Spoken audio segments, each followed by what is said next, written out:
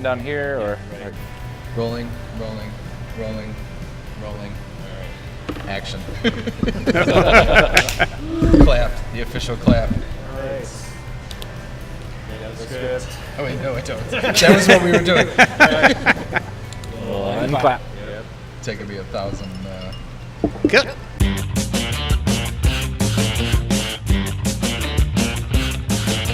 Hello and welcome to Two Beers and a Podcast with Brad and Mike, two marketing guys with a love of great craft beer and the stories that go with them. I'm Brad Fruhoff, the word guy. And I'm Mike Rattay, the visual guy. And this show is all about the experience of beer, from the label to the glass, from the brew house to the bar. Each week we feature beers that we feel have something to say or that we think worth saying about. This week we're sitting down with Trevor Rose Hamblin, brewer and co-founder of Old Irving Brewing Company, and Andreas Biller, brewer and Trevor's right-hand man. Yes. Hello. On the There you left. go. All right, great to have you guys. Thanks for letting us come out to Old Irving Brewing Company. Totally. Very cool. Glad to have you.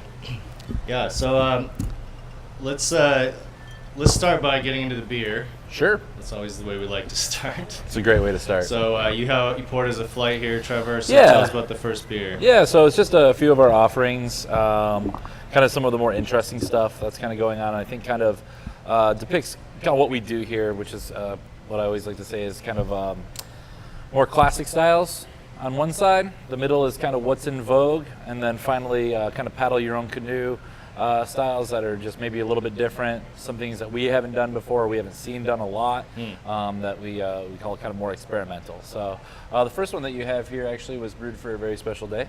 It was brewed for my wedding that happened about a week ago on a Sunday. Congratulations. Andreas was actually in the wedding party as well. I was there. I was not the actual bride, but He wasn't. Right-hand Right. man just here, not in life. Yes. Hetero life mate though, for sure. So it's called Till Death. It is a classic Pilsner, so it's 100% Pilsner malt from Weyermann. And then the hops are Saaz, Tettnanger, and Hallertau Mittelfrüh. And so it's just nice, crisp, easy drinking, more on the classic side of things for sure. So please and Gotta cheers drink somebody. it. Tell Cheers. us about it. Yeah. Yeah, here. Sorry, I'm Gonna clink drinking something. tea. It's all right.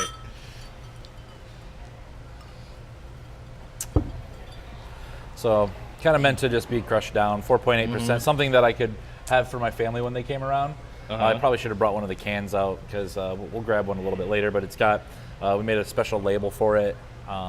Pretty cool. Yeah. Yeah. No, it's very light, but it's also very bright. Like when I was sampling it back earlier, it was almost spicy, like something Yeah. in the herbal. That was Saaz. Yeah, Saaz, yes. totally.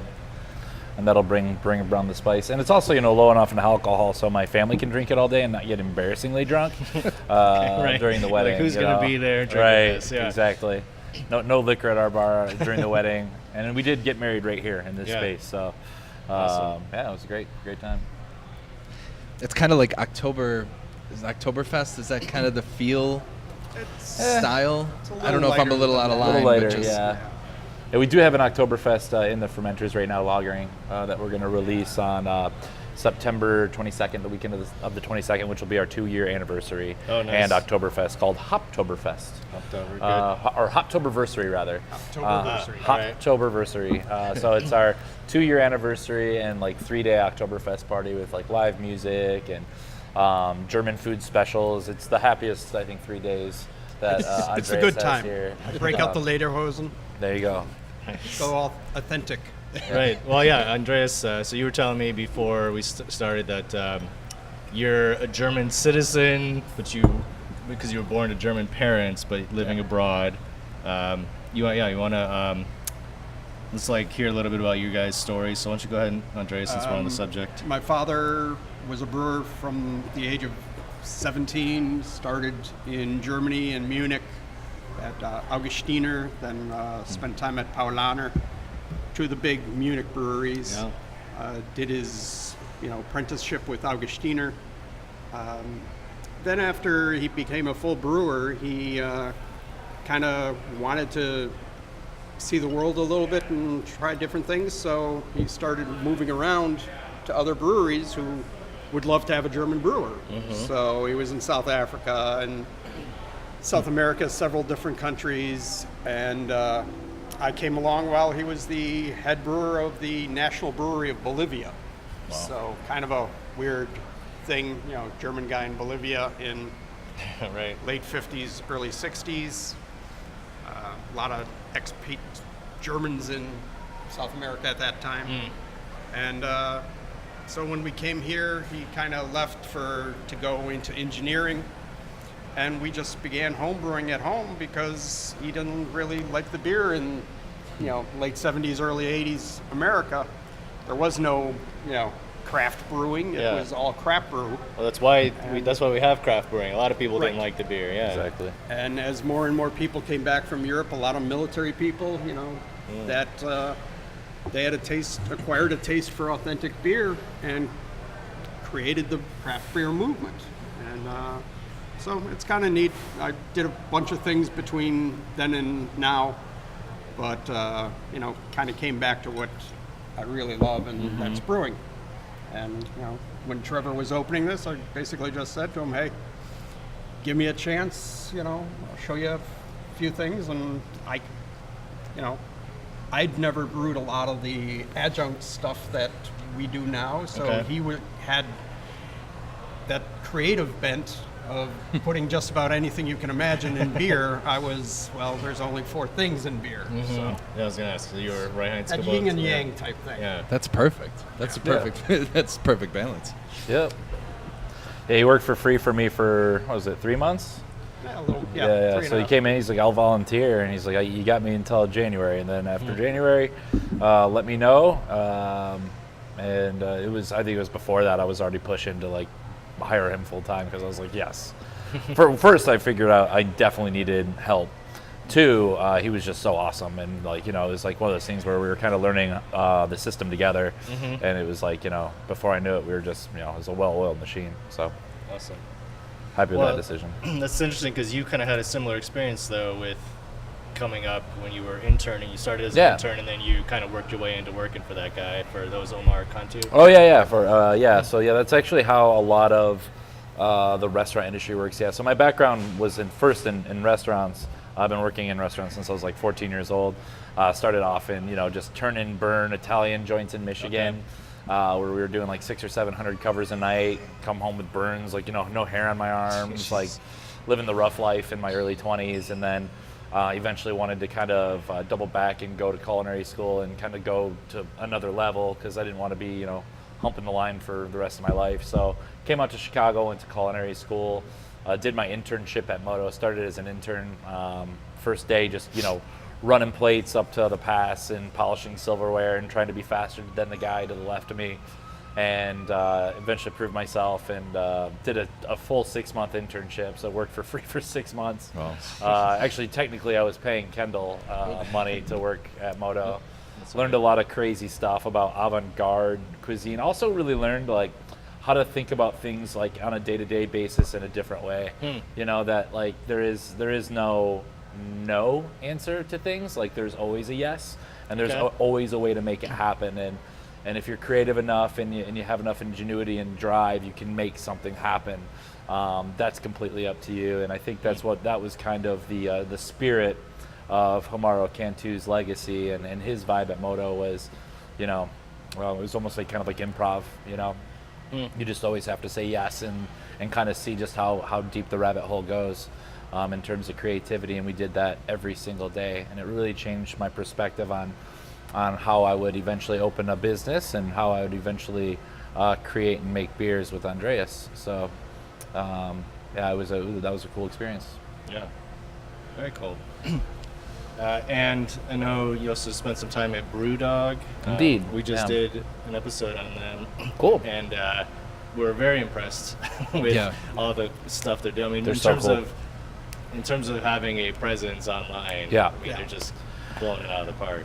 It's a ton of marketing, man. Yeah. They're expert marketers monsters. and they're just freaking motivated. James and Martin are just constantly that same vibe I was talking about at Moto. That kind of like just keep pushing no matter what and see what else you can come up with. And they just keep on doing that. They actually just this week released the new BrewDog Network. So their show got canceled, BrewDogs, which is the show I was on with Moto the Chicago episode, which we made like this green beer. It was actually kind of really gross. It wasn't the greatest thing, but it was great TV.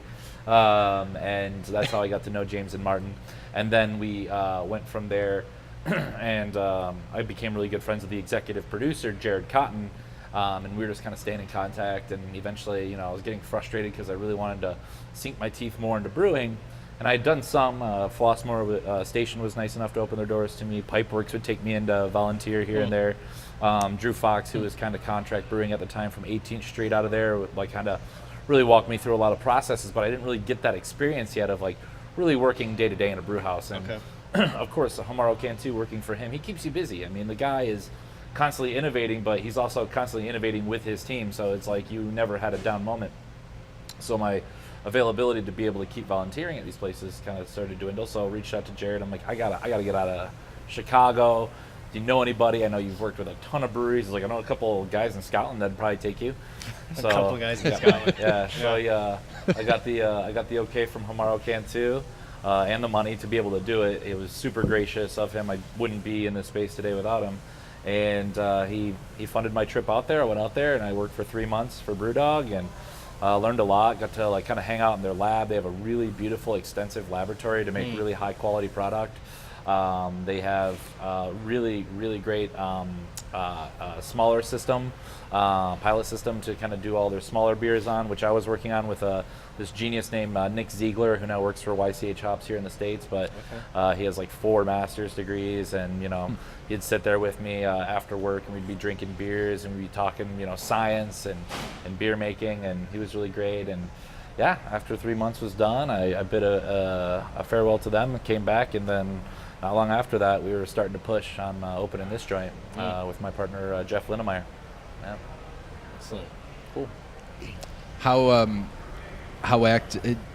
Maybe I should have known this, but is Jeff still pretty active with? Oh yeah. Yeah. Very. Yeah, Jeff's a great partner. Him and I opened this place. Without him, again, like that, this place wouldn't have come to pass. We had actually, Homaro Cantu and I had been concepting the brewery for a very long time. Before that, I was his general manager at a place called Ing, which is now Royster. Okay. And at the time, it was called Imagining New Gastronomy. It was like a kind of like Moto Light in a lot of ways. It was same tasting menu, same avant-garde style cuisine, but you know, I was helping him run that, and I had moved my way up, you know, from chef to GM, and basically Omar's partner in a lot of the businesses, including his coffee shop barista down on Irving, and I was going back and forth between Moto and Ing. I was doing a lot of, you know, the background stuff for his places and really helping him kind of stay on track. And at one point he just asked me, he's like, what do you want to do? I mean, you've done all this stuff for me, but what do you want to do? And I said, I really want to open a brewery one day. I think it's a great time to hit it right now. I think there's not a ton of brew pubs in Chicago at the time. There was like only a few. And so he said, okay. And then that was pretty much it. So he started kind of concepting some things. I think at one point we were called Outside the Box Brewing Company. We were called Crooked Fork for a little while, and then eventually, you know, the guy who really helped us get focused was meeting Jeff, and he was like, you know, me and Omar were talking small change, and we were talking maybe a 5-barrel system.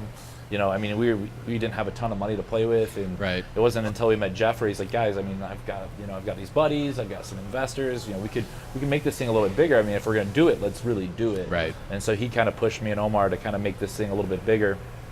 Obviously, eventually, Homaro Cantu had passed. It was devastating to all of us, and we weren't sure if we were gonna kind of keep on keeping on with the concept.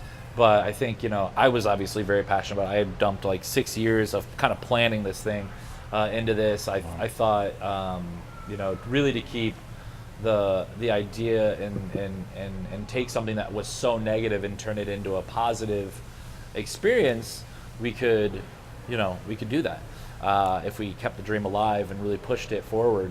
So there was a couple details we had to hash out. For one, we needed a chef presence. The investors wanted that. We wanted that. We wanted some high-end food.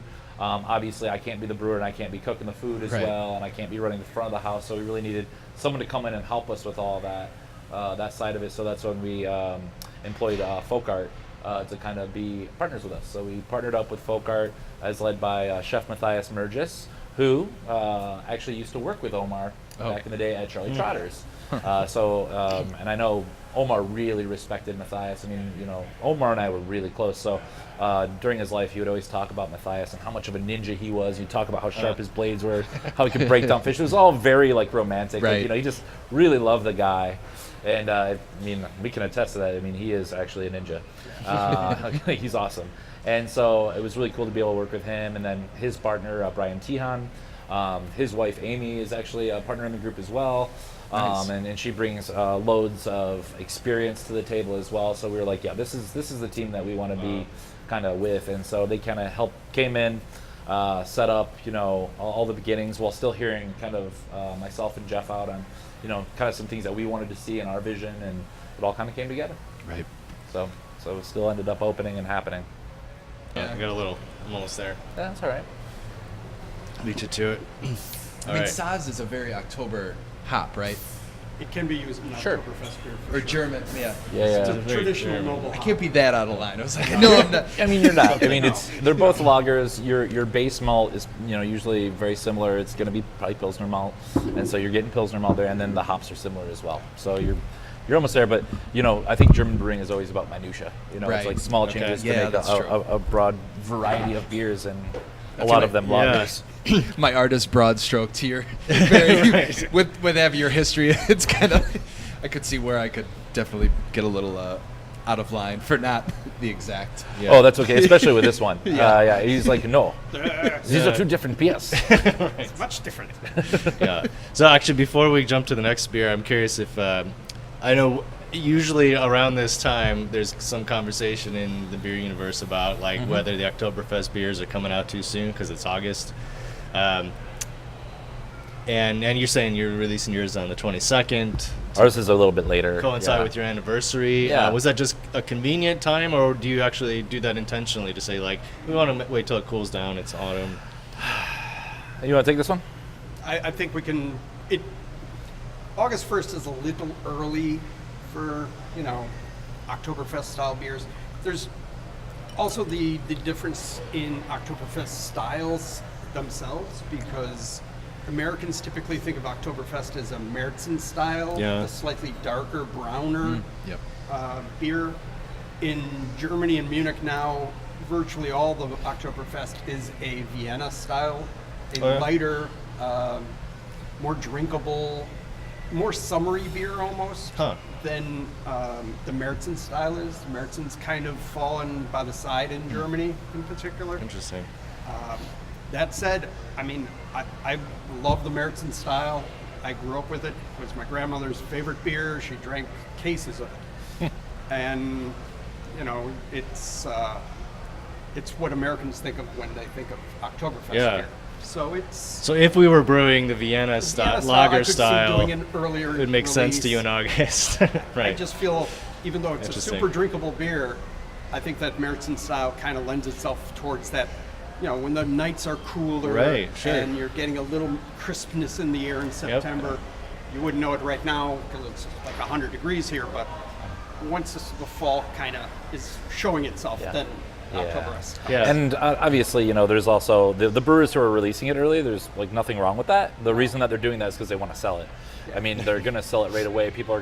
You're gonna start to feel the changes in the air. I think we had one cool night last week, Right. and I guarantee everyone's like, oh my god, I want something pumpkin spicy, or I want my Märzen, or I want something around this time. So, and we start getting the passion for that too. So I think Sure. people want to hit it early. So the minute that it happens, the beer's already They there. got It's their ready to beer get there, picked yeah. up. Just in case it does come a little bit earlier. And it's one of those things that can sit on the shelf for a little bit too. It's not gonna go bad anytime soon. No. Yeah. Longer the better, and we'll Not be a lot of right hops in to there. If fall we off. go a little bit earlier than the 22nd, well, maybe we'll have a sneak peek night or something. Totally. But Yeah. Yeah. we'll try. We like 50 and we degree like night. to we like to lager our beers for as long as possible too. We like them there is a change in the more you let them kind of sit and lager, and Right. it kind of comes together, and it's just tighter when it comes out. And honestly, people are still gonna be drinking this stuff, in December, and that's totally cool. Yeah. So you have one dedicated to lagering, or how many do you have? We don't really have a tank dedicated to lagering, but we usually have a lager in there somewhere at some point. Whether we're doing our kolsch, which does take a little bit of lagering, or the pilsner that we did recently. Now the Oktoberfest, and then the Goat Destroyer Maibock. in the summertime, and I think we're trying to keep a lager around pretty often. We still haven't done a dark lager. I'd like to do a maybe dark lager. for next spring, a double book Yeah, double book, something like that. when it comes around. You have the recipe in a week. Yeah. Yeah, usually I just go, hey, dude, I want to brew something, like whether it's the half of ice and the Dunkelweizen, like just give me your recipe and I'll plug it in and order it. Right. Yes, What's yes. Next so up, this yes. Hazy beer. So this one's called Beezer. It was originally called Trendy. When we first started doing it, hazy beers were becoming a thing here in the city. There was some, Forbidden Root was making some great ones, but that was kind of, Maplewood was starting to dabble a little bit, but there's only a couple out there. I don't remember who else, but and then later Corridor and Hot Butcher was making some. And so we hadn't had a whole bunch of them, obviously. We had some of them, and we wanted to kind of try it ourselves, but we wanted to make sure it got to a point where we were really happy with it. And so we did 9 different iterations of Trendy while it was there. It was Trendy with an I, because if we were going to do it and we were we weren't going to be leaders on this thing, we were just going to be chasing trends, we might as well make fun of ourselves a little bit. So Nice.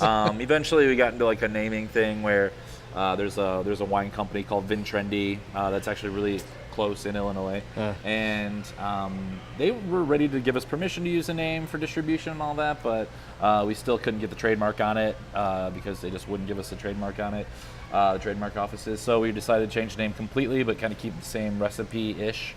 So Beezer was what we chose, and it's an old-timey term for the nose because a ton of dry hops in this thing. There's 4 pounds of hops per barrel. Mosaic and Citra, a lot of oats, You gotta kind of 40%, 40% wheat and oats in it.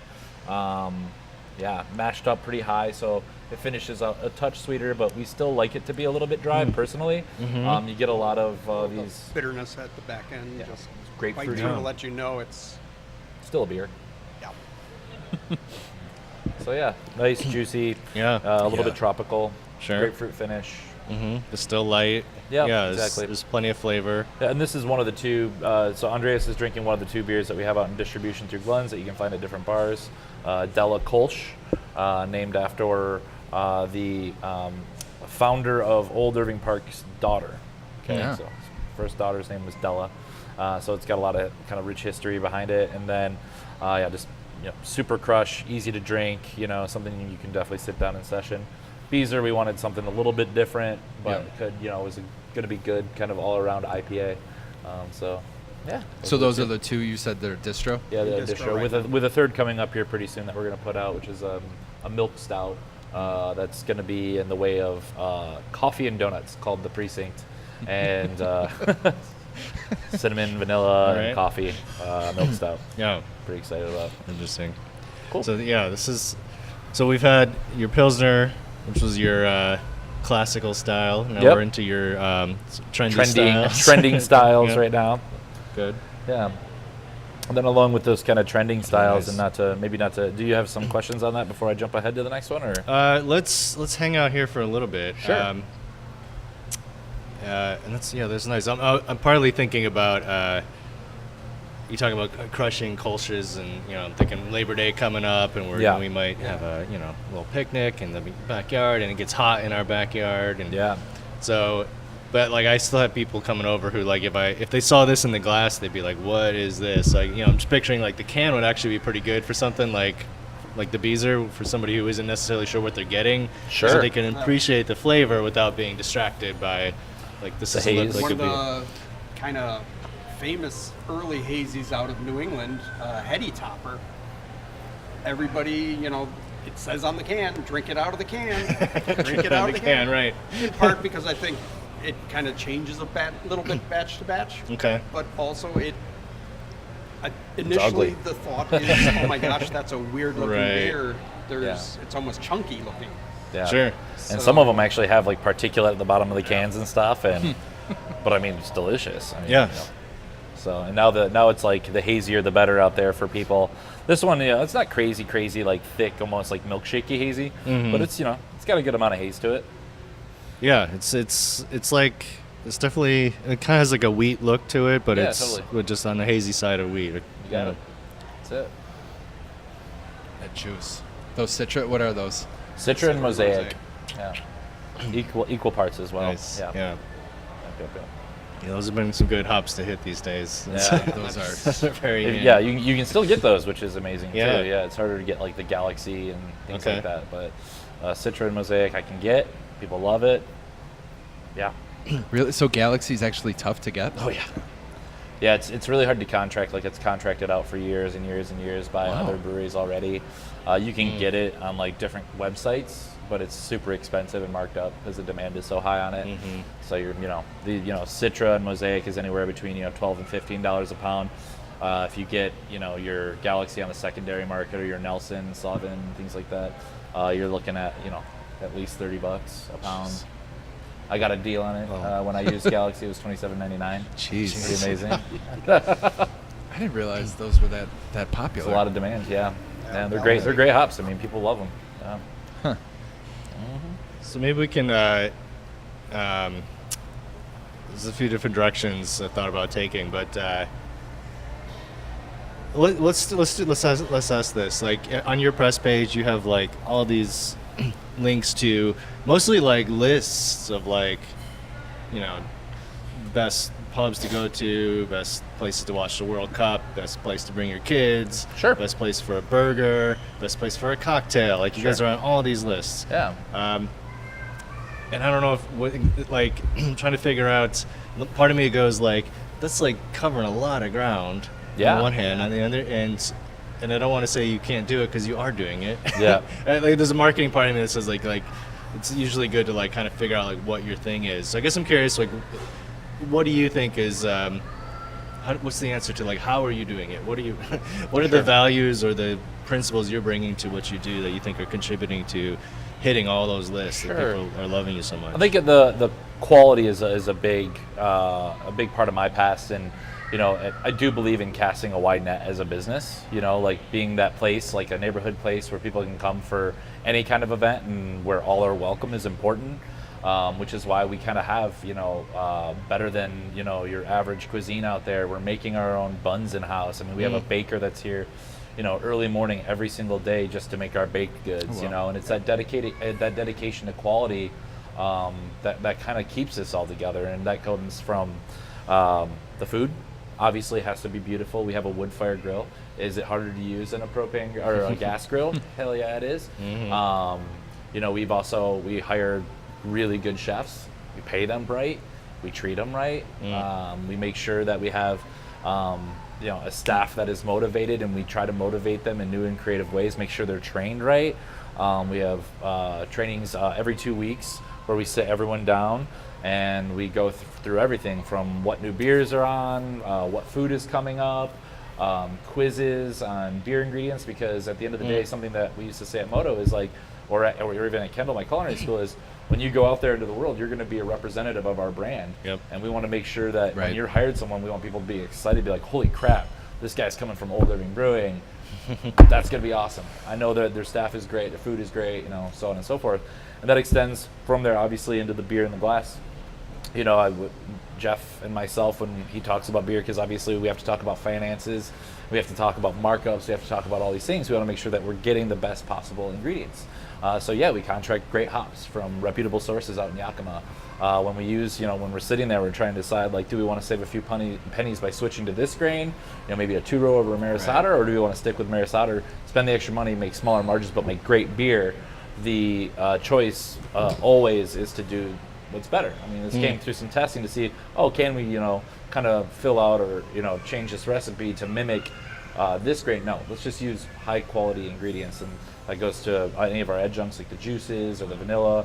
I mean, I order some of my fun, like, special ingredients from guys I used to order black truffles from at Moto. All right. And and we still want to make it affordable for people, so we just kind of take the hit on the margins and make sure that we're making a great product that people want to drink. And then finally, on the bar side, obviously the cocktail side, we've hired a guy that I used to work with as our kind of our bar manager, Matt Green. He's really awesome. He knows his stuff. He's always going out there competing. He's taking travels to go learn more about cocktails and booze. He's making connections with local bars that he's like kind of always going and hanging out with, and doing collaborations with other breweries and breweries bartenders. Great places like Maplewood or Forbidden Root or Corridor.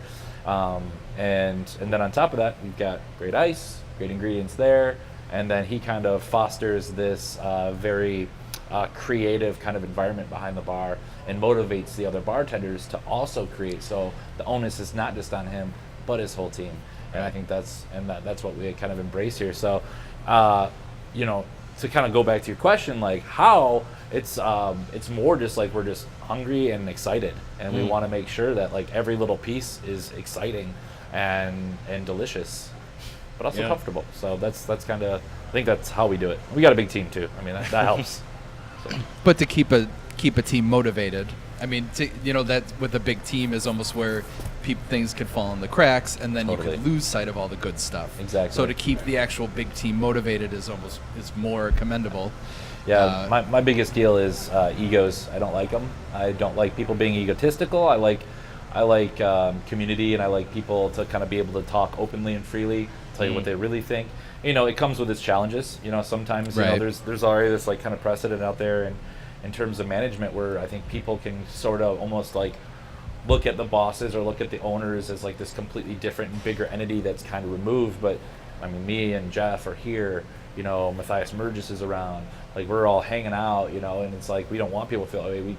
And the great thing is if people feel comfortable around you, they're gonna also show like maybe some things that can be improved right away, instead of kind of like buttoning up and being uncomfortable around you and maybe not doing exactly what they'd be doing for other guests, or you know, things like that. So it really is just a better working environment, and like also showing them that you care. You know, like doing little things. We do a lot of work with Hope for the Day, suicide prevention and awareness. Mental health is really important around here. I go to therapy. I talk about it openly. I have other employees now that are starting to go out and making it kind of the status quo that you know, it's okay not to be okay, and you got to get the help where you need to get it. If you have a problem, you open up to us. Let us know. We will help you through it in any way that we can, whether that's resources or you know, what it might be. So you know, there's a lot going on with that too. You have any thoughts on that as a German national? It's not as common out there. It's a good thing. Yeah. I mean, I've done it in the past, and it's one of those things. You need to take care of yourself at the end of the day, because it's the only head you got, it's the only body you got, and you better make sure it's running right. So it's been good. Yeah. Cool. Yeah, and obviously, like, a lot of what we know about psychology like came from like Austrians, like Freud, and Jung was German or Austrian? I don't remember. I think he is German. He might be German. Okay. Yeah. Freud was Austrian. So it's just it's just an old world joke, taking pot shots at the old world. We should let's keep moving on. Sure. Be respectful of your time. No, you're good. Check that. Our audience this time.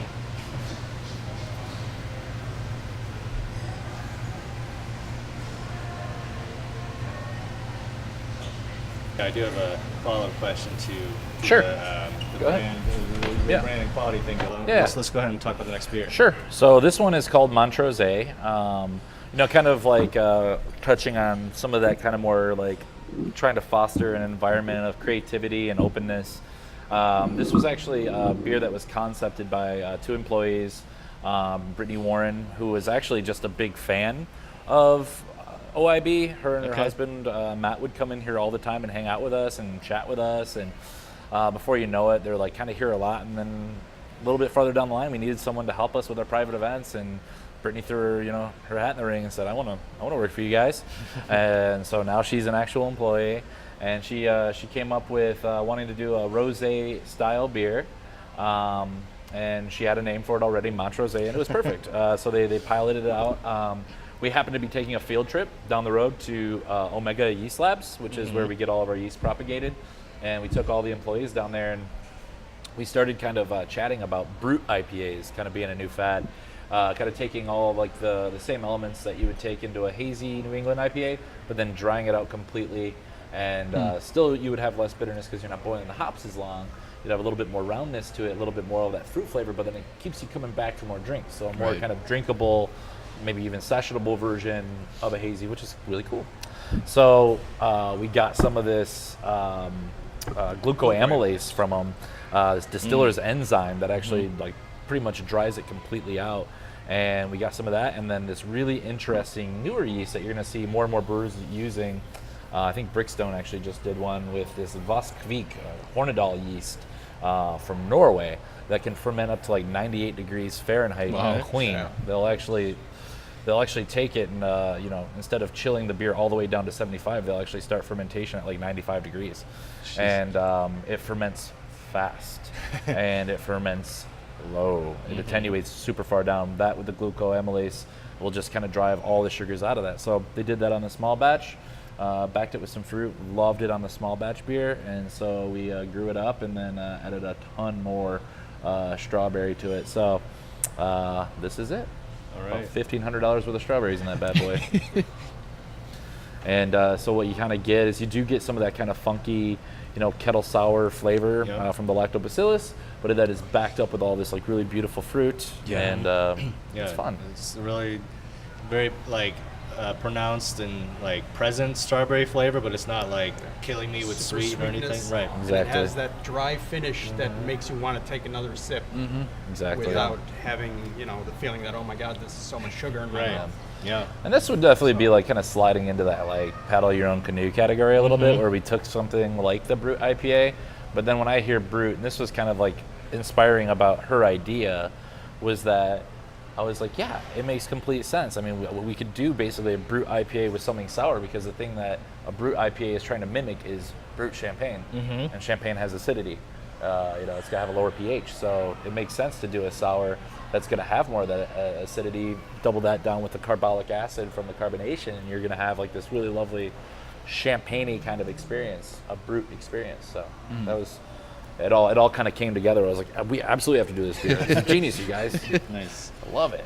And the name is interesting. Like, it's because the name actually ties back into what I was curious about in terms of how you're doing what you're doing, or like kind of what I see happening with your brand, I guess. Ooh, I want to hear this. So Montreux Ale, right? Right. It's getting that rosé sort of like, which is meant to be, is in the wine category, and wine, of course, still has a little bit more social sort of cachet or prestige than beer, right? So it's capturing that kind of, people are using that language of rosé. But it's Montreux, right? The Montreux is Chicago. It's still like a neighborhood. It's the street we're on. It's the street we're on. Right. Well, but I'm thinking of like, you're coming from places like Moto and Ing, these sort of concept restaurants. Sure. Like, if you would call this place Yeast and it was in like,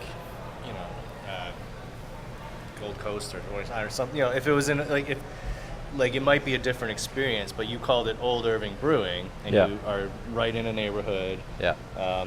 And so you have this interesting way of offering these sort of unique gastronomic and craft beer experiences in a more like just like working class package. Totally. Right? Yeah, No, you're definitely. absolutely right. Yeah, and I think, and it's interesting that you say that, because I mean, I think Andreas said it best one time. It's like we're doing a lot of forward-thinking beers, but he's like, we have old in our name. When you hear about Old Irving Brewing, I don't know if like kind of forward-thinking, kind of crazy beers comes to mind, but I think I just want people to think that when they think Old Irving. I want them to think about creativity or just great product at the end of the day. And brewing, the whole brewing experience has always been very experimental, and it's always been a lot of fun. And I think, from where I come from, that's just who I am. So I don't care if you put me in any place, it could be Flossmoor Station, or you put me in any place, I'm going to make those kind of beers no matter what. But I also understand what people need and what people want, like what sells here, like at the pub, like we sell more kolsch than anything else. I mean, or Pilsner or anything light. I mean, it's easier to drink. You're going to drink a lot more of it. But there's still enough people who kind of come here for the experience of trying. What are they doing now? Yeah. So, It's one of those things. You see a table of 4 sit down, and 2 of them are your regular American beer drinkers, who will, what is the lightest thing you have? What is the most like this that you have? And you need to have something for them to go with. And so that's one of the reasons the Kolsch is always a very easy drinking, very summery, very refreshing beer that somebody who's not used to having craft or whatever beer they can definitely have that for their dinner. Mm-hmm. But one other person at that table is likely going to be a little more experimental and, try something different, something that, I like this type of wine. Well, Montreux is a beer that is kind of, like Right. that wine. Yep.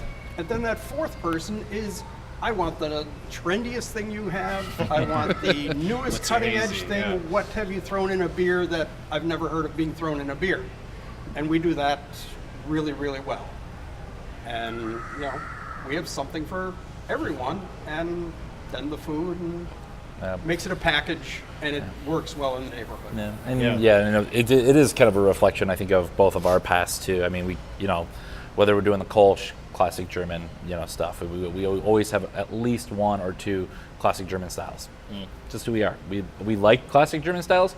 We drink a ton of classic German styles. I mean, this is mostly what we drink at the pub is Kolsch, Pilsner, and then our Oktoberfest and Maibachs and things like that, or Hefeweizen, and so that's the stuff we like drinking. But we also, because of my past, have, cocktail-inspired beers, like the Rat Pack, which is inspired by an old-fashioned cocktail. We have the Being Earnest, which was a 5-way collaboration with, a bunch of breweries in the city who also are known for loving cocktails. So we, made a Hemingway-inspired Belgian triple, with a blended Saison yeast. It's weird, it's just fun. So speaking of weird, we got one last beer here that we should probably dive into sooner than later because it kind of goes with what we're saying. Okay. All right.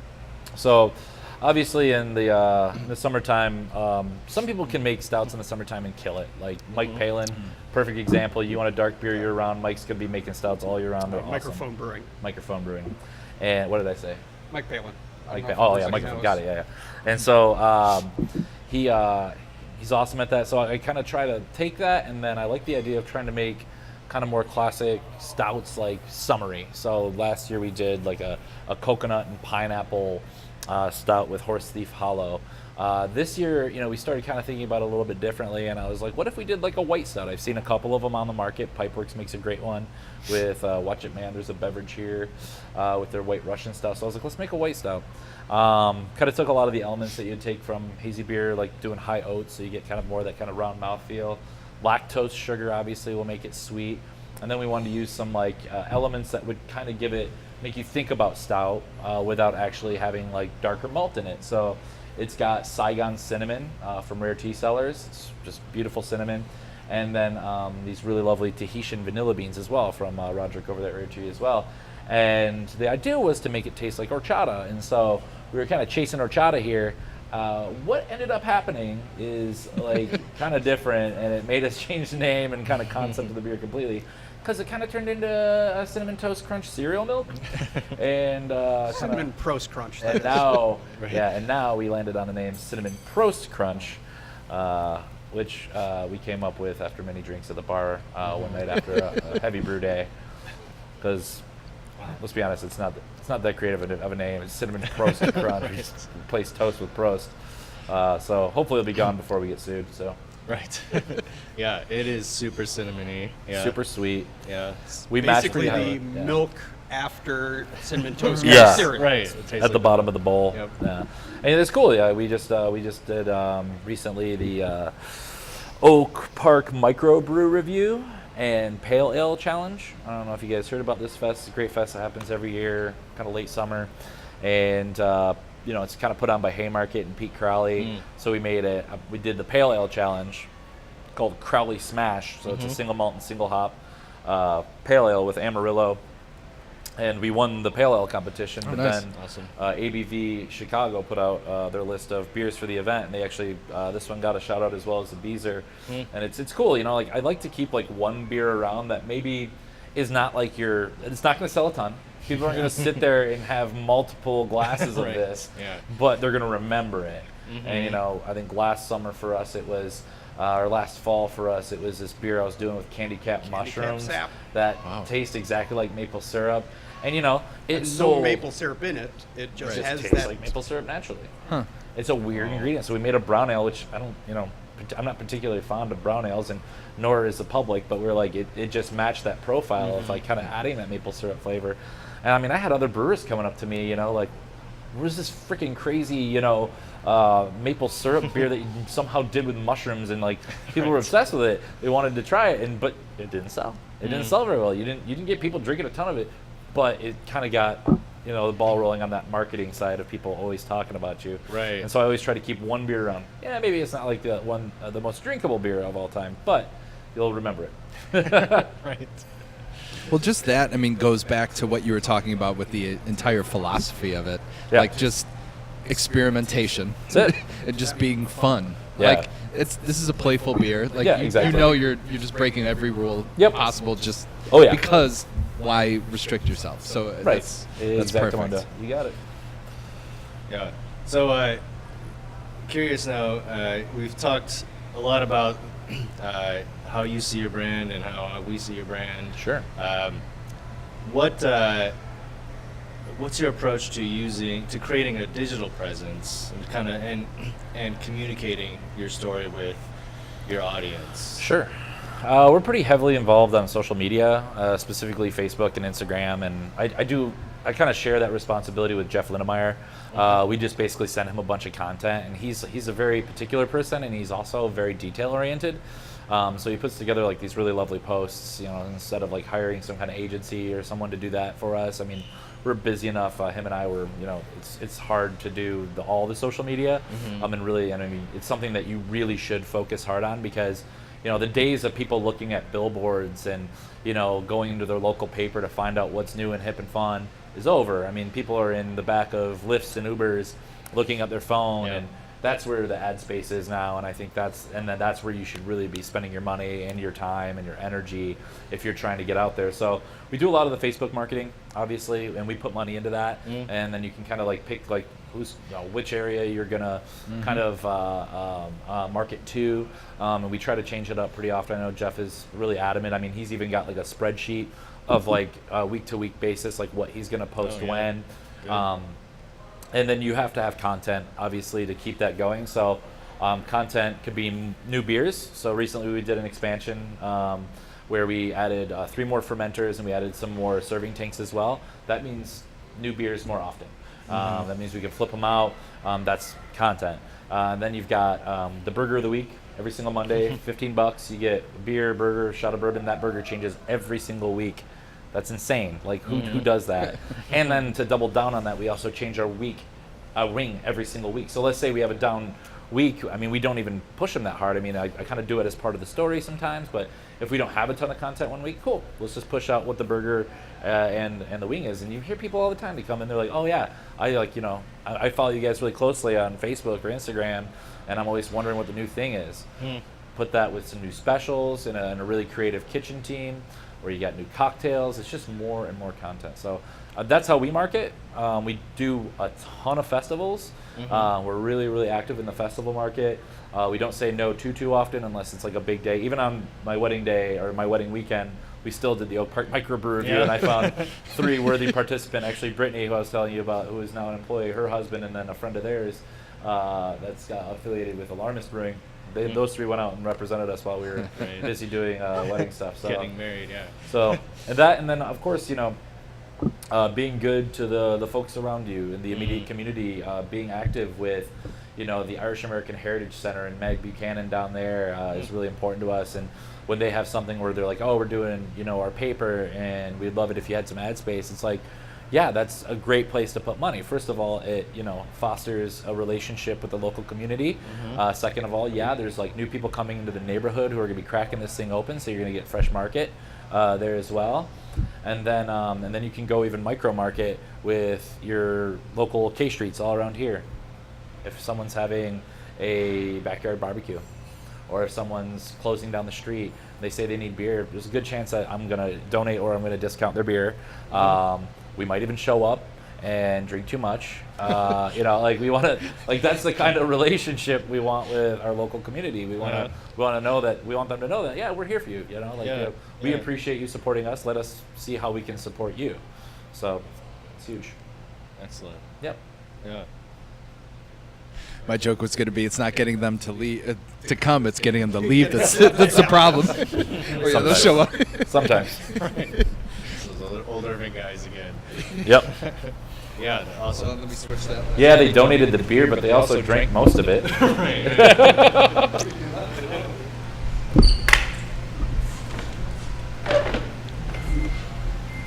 I had like 2 more questions. Did you want to throw anything in? Okay. So real quick, how are you thinking about growth? And how, what you want to do, like where do you go from where you're at? Sure. Well, I think growth for us, I mean, we've had this conversation at length quite often, Jeff and myself, and just kind of trying to think about where do we want to go next. And it became pretty apparent, and I think Andreas can attest to this as well, and I think he's of the same mind, because we've had many conversations about it as well, that we want to kind of do it more organically. Like we've got this space, and we kind of want to push this space as hard as we can. So we're trying to expand kind of within, but making sure we're buying elements that can be grown as we grow as well. So, as we look at, we're just doing kegging right now through Lewis Gluns. We do want to get into some canning. Right now, we can pretty much twice a week off of a little 2-head bottle filler. That is, can be switched to cans, and this guy gave this guy a lot of headaches, and had to speak to HDP in Canada for a long time, but we figured out, and we're able to can just enough for the pub, so we have a little cooler up front that we fill. Yep. But that's not sustainable, and that's obviously not going to be how we're going to can for the market. So we're starting to look at canning lines. So if we have this like 2-head filler that we can buy on the market that can later be expanded into a 3, a 4, a 5-head filler is going to be important for us. And what other add-ons can we get later down? Can we take this canning line further down the road and make it what we need if we blow up and we decide that we're going to go big? So that's the kind of strategies that we're taking right now, is just kind of thinking about growth in that way. Also making sure that the footprint is small enough. Obviously space is always an issue, and thinking about like where are we going to keep stuff. 8,500 square feet that this space has, a lot of it's for dining. You don't want to take out your seats. That's what makes you money. So how are we going to, within our realm back there, make that space work? And so we've kind of been thinking about, okay, how do we go up? Industrial shelving. We've got all this airspace up here that we could take advantage of. So kind of preparing ourselves mentally for when that does come, because once you get some kegs back there, a couple pallets of kegs, you get some cans, you now have a canning machine, you're going to have to really start thinking about where is everything going to go, and what is your flow going to be like. So that's kind of what we're thinking about.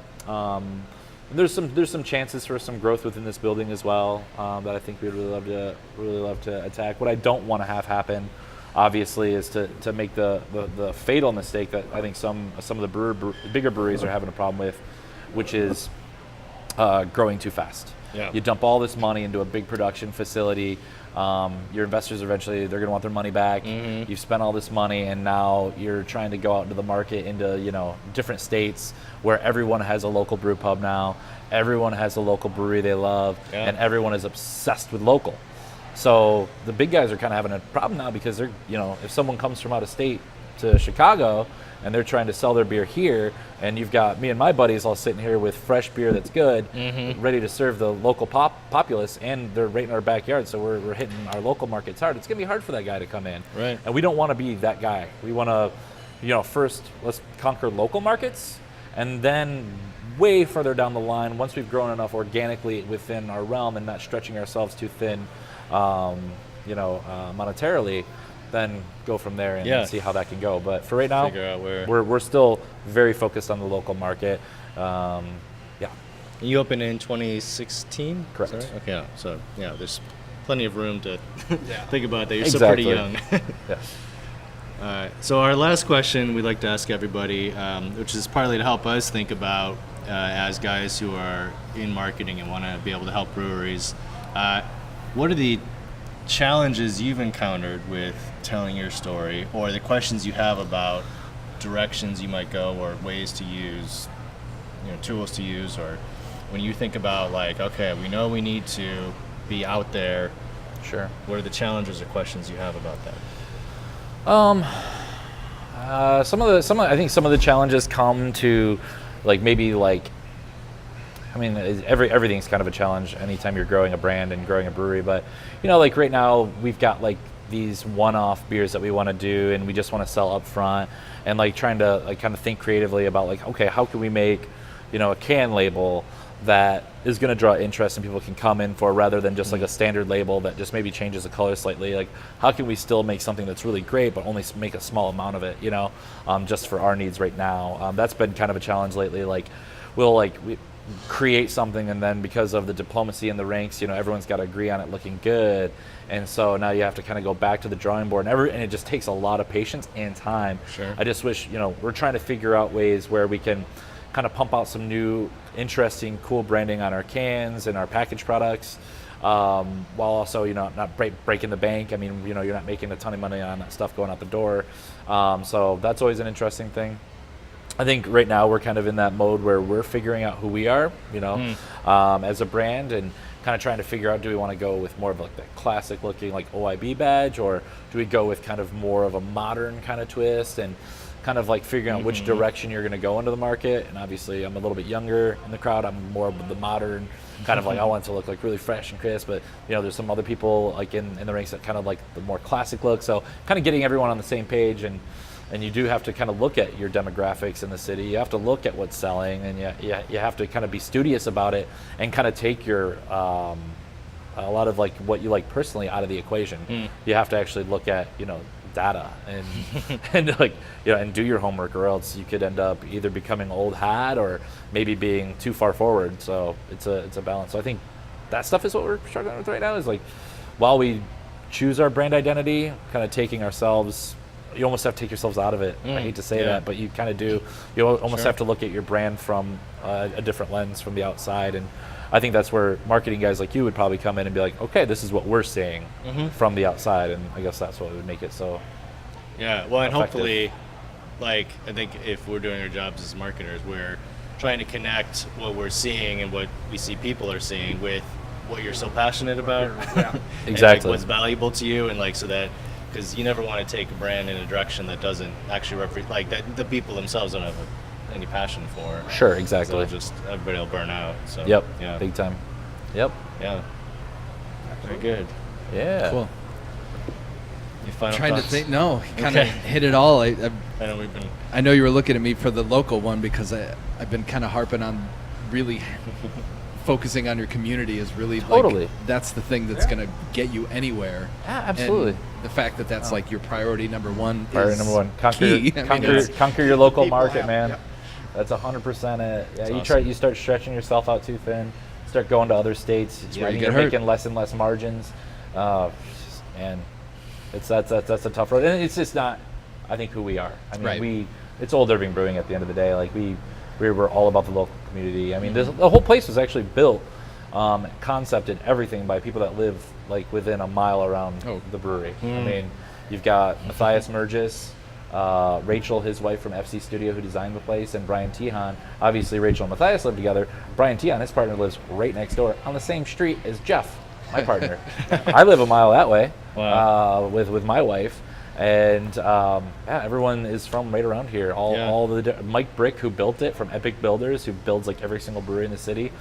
He's a local guy as well. I mean, really, it's huge, very local. Local. Really great. Is local. Local. Go to your local brew pub, buy your beer there. Yes. Yeah. You know? Yeah, you guys. Go to your local retailer, buy your local beer there. Just make sure you're buying it locally. You know. Absolutely. And that wraps up this episode. You've been listening to Two Beers and a Podcast with Brad and Mike. Special thanks to our guests, Andreas Biller and Trevor Rose Hamblin. Ham Goblin. Ham Goblin. Yeah, Trevor Roasted Ham Goblin, Yeah. I believe is my full name.